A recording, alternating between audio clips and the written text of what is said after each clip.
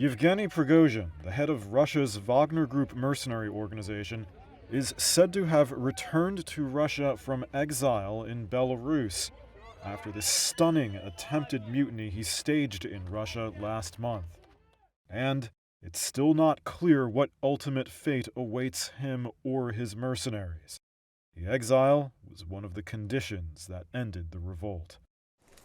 President Alexander Lukashenko announced Thursday that Prigozhin had left Belarus and was in St. Petersburg or Moscow.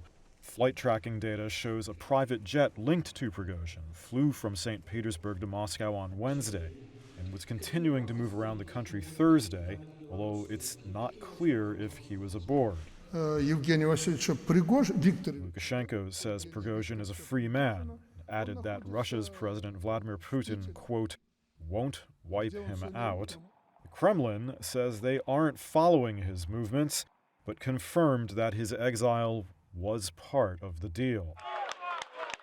If Prigozhin is allowed to return to Russia with impunity, it would raise new questions about Putin's authority in the wake of the mutiny.